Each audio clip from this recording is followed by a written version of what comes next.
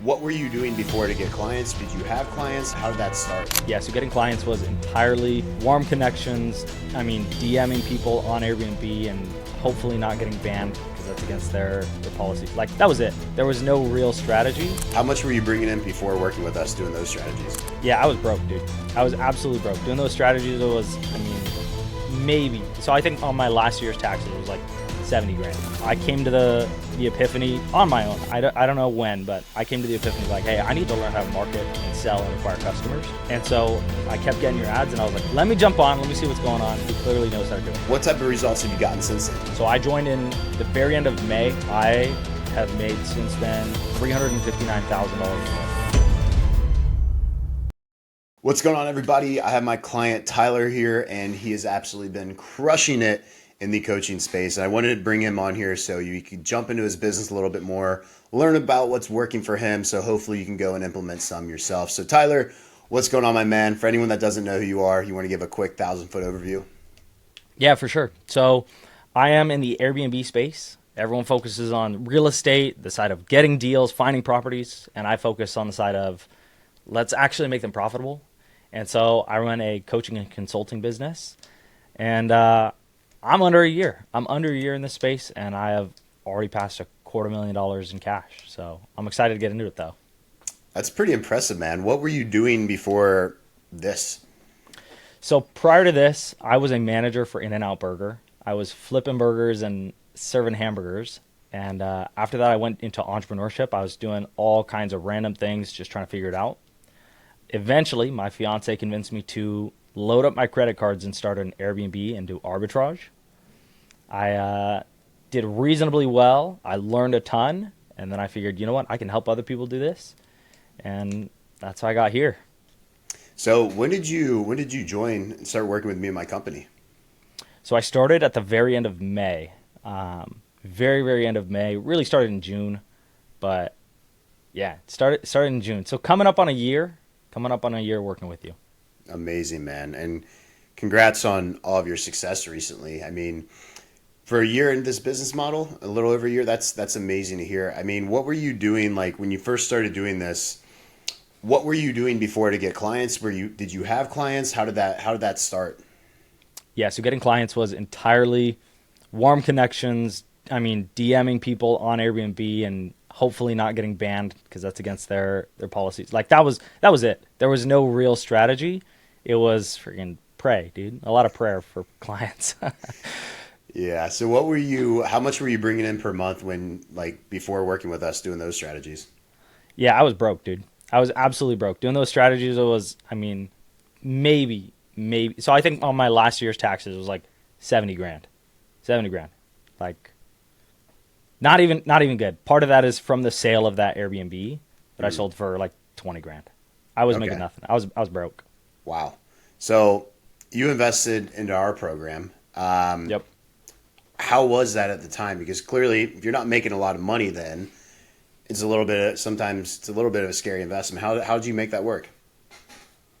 Yeah, so I'm a really big believer in the concept of like skills pay the bills, right? Like, if you have the skill to do something, then you will make more money. And I came to the epiphany on my own. I don't know when, but I came to the epiphany like, hey, I need to learn how to market and sell and acquire customers. And so I kept getting your ads, and I was like, man, let me jump on, let me see what's going on. He clearly knows how to do it, okay? And so I jumped on, and I remember being hit with the price, and I was like, holy crap. Like, not in any world do I have that. But I remember thinking like, but man, this is a customer acquisition strategy. I just need to learn one to really unlock like all the opportunity there is in business. And so I remember I was talking with my fiance about it at the dinner table, and my mother-in-law was there. And she asked, like, what is he talking about? Why is he so like enthusiastic about what he's talking about? And she told him, and she 100% said, I'll help you out. I'll let you borrow the money to be able to start. So you borrowed the money from your fiance's mom to get started to learn how to run ads to scale up this coaching business. That's exactly right. That's phenomenal, Yeah. man. And what type of results have you gotten since then? The exact number. I have made, so I joined in the very end of May. I have made since then $359,000 in revenue. It's That's amazing, dude. That's so whatever amazing. whatever the ROAS is on that. Yeah.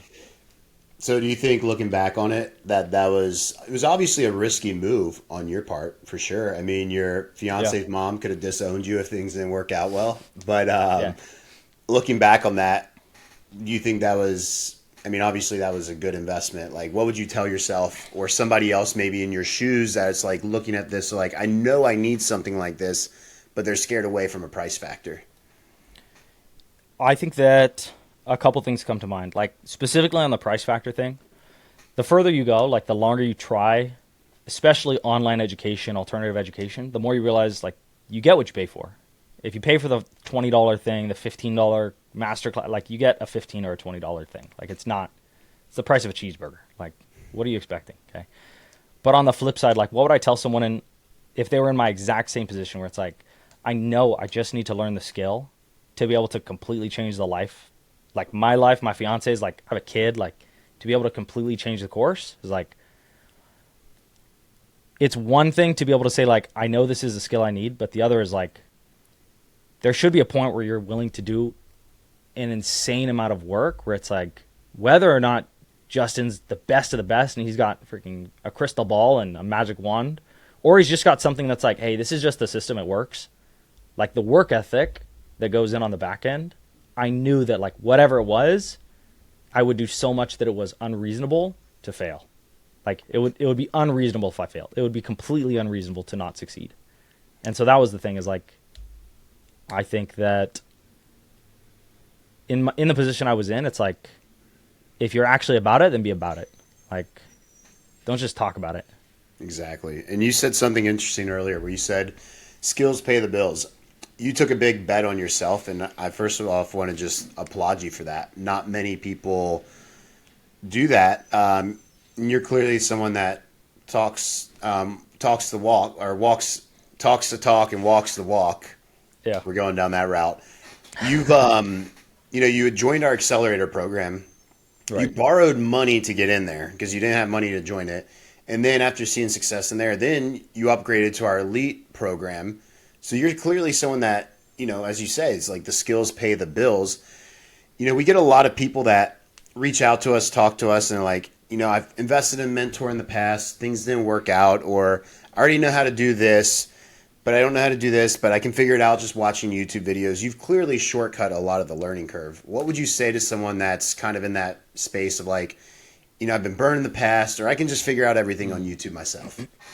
Yeah. Yeah. So the first thing is like, I can figure everything out on YouTube and podcasts. Like there's a wealth of information on the internet. And there was something that I heard that honestly, this might've been the thing that hit really hard is I was listening to a podcast and the guy said, everyone who's listening to this podcast, everyone who's listening to this informational and educational content has listened to the same type of content 1,000 fucking times, and they haven't changed a single thing. And so you're taking education and pretending to be growing and improving, but really you're just entertaining yourself. Like, and so I think the thing that's like the big difference with actually walking the walk is like, put down the freaking podcast, put down the content, and actually apply something, right? And I think like once I was able to admit like, okay, I'm just entertaining myself, whether or not I'm learning or not, like if the action doesn't change, then it's just entertainment. You haven't actually learned. And so I think I just was tired of that. Tired of like, it's cool to be able to know a bunch of stuff and have an opinion on business stuff, but until you do it, like, what are you talking about, dude? Kind of becomes like you're either a producer or a consumer. And when you're at Yep. that point, you're just, like you said, consuming so much. And consuming's not bad unless you're not implementing on it. So I think what you said on there is a really solid point. Yeah. Yeah. I think something else on that is like, one of the things that I've made really big in my company is collecting information that doesn't change behavior is just noise. And so if you don't actually do anything with it, it's just wasting time and diluting your focus. And I think that was a really big thing that I didn't realize was so important when I first jumped in, is a lot of people would DM me when I would share my wins, and they would say like, dude, what's your secret? Like, what are you doing? Like, how'd you grow so fast? And genuinely the answer was like, honestly, I just did exactly what they said all the time, a lot. That was it. Like there's no, I don't know. It's You not like you're did. You sprinkling did. glitter on my head or 100%. something. I remember you hopping on the calls and like every time we told you to do something, you would just go implement it. And it's the Yeah. speed of implementation. Yeah. So I love to hear that, man. What do you think, like, obviously there's a lot of things that we teach and preach and help inside a company. What are the top three things for you that you learned and you think were the most important in order to scale and grow and scale your business? Yeah, yeah. I think the first one was simultaneously a belief and like a lack of understanding is being able to spend money on ads. I don't know if you can blur it out, but like I felt like if I spent money on ads, it'd just be like, sorry, Zuck. Like, like that's. I felt like I would just burn money on advertising because I tried to run ads in the past and it was like I didn't know what I was doing. I had no clue what I was doing, and so I think like that was one of the biggest things that I learned is like, okay, you have to spend money to learn on ads, but the fact that you provided data around it, you have KPIs and metrics to track to know, okay, I'm spending, but am I actually learning or am I just wasting? That was a big change Did because you that was a hurdle. understand KPIs previously? Yeah, so I knew what KPIs were, right? Like I knew that we needed to, for anyone, key performance indicators, right? I knew, okay, you do need to track stuff, but it's almost like one of the sayings that I really like is like, it's not the quality of the tool, but the craftsman that uses it, right? And the idea is it doesn't matter whether you have super nice, brand new, fancy tools or really old ones from grandpa's shop. What matters is the way that you use it. And so I think that people are looking for like a super brand new whatever special magic tool that they can get on the freaking TikTok shop. But really, it's like, dude, just use the tried and true tools, like tried and true methods. And so I think that was the big thing is like, I don't think there was like a million different aspects. Like obviously there's a ton of like little sub skills, like how to track KPIs for ads or like how to properly test creatives, like how to properly set up your funnel so that, right? Like there's all those little things. But to say like any one of those particular is like, no, like, cause that on its own, like you can watch a YouTube video, but it doesn't mean anything. So Exactly. yeah. So first one, ads. What else would you say would be the next two like most important things to help you grow? Yeah, I think the second thing to help me grow was I think this might sound like less of a skill, but more of like a mindset thing is like being surrounded with people who are also achieving really big things. So right after joining AIA, things went really well. So I joined Elite. And when I joined Elite, it was just, I mean, dude, there's people doing slapping 60K, 70K, like other Justin, like doing 250 or whatever, like 100, you know what I mean? Like just crazy numbers. And so when you get around those people, you realize like they're normal human beings, right? They're absolutely normal humans. They're not, I don't know, crazy with magic powers or anything. And so it just gives a lot more context as to like, okay, it's just the actions. And so that was a really big thing that I learned is like, it's just the actions that matter. Yeah, Yeah. that's a Yeah. really good point. And I agree 100%. It's being around the right type of people to prove that it can be done. So Yeah. I love that. Ads, community. What would be the last third thing that you think would be like the I most important? yeah, I think the third thing that's kind of the sleeper is I didn't realize I no, the skill, I think the third thing would be sales. Learning how to sell, getting better at selling, understanding what sales actually is and how it works has made a massive difference. Because when I first came in, I thought like, oh, sales is like whatever. If it's a good product, it'll sell. Which of course, if it's a good product, it sells. But actually being able to sell and having like feels like 75 different calls a week of like sales training. It's like you get better. You actually learn how to improve. And I think the reason that I would say that's the third one on the list or like that's also up there is because it just creates so much more predictability. Yeah. Overall, that's a big thing is the predictability in customer acquisition. That's a good point. And exactly to your point as well, too, is like, you say skills pay the bills. Obviously, once you get the marketing down, a lot of people think kind of the same thing. It's like, well, if I could just get marketing, I can get more sales. But they don't understand that it's not just sales. Closing cold traffic compared to like warm traffic of people that already know, like, and trust you is a completely different game. And clearly, those are skills that you've developed. And now, I mean, you're at the point you were saying before this call that you're at the biggest your team's ever been. Is that correct? Yeah, yeah. So I actually just brought on um, one more person, and we are now at 6 team members, so 7 including me. So That's absolutely amazing. awesome. Who's Yeah, all, that's break it down. Like you got sales reps, you got setters, what you got? yeah. So first I hired a setter. That was like 2 3 months in. So someone running my DMs. Okay. First was a setter. Then I brought someone on for customer fulfillment. So helping me fulfill all the clients that I'm bringing in because there's too many. Then I brought in someone for helping with marketing. So they now help me with organic ads creation, monitoring my KPIs for ads, things like that. So I can keep a tighter watch on things, but also continue to push volume. After that, I brought on 2 VAs. One is specifically just for fulfillment and helping fulfill clients. And then the other one is almost like a, I feel bad. She's like a Swiss Army knife, just more like an executive assistant, just helping all over the place.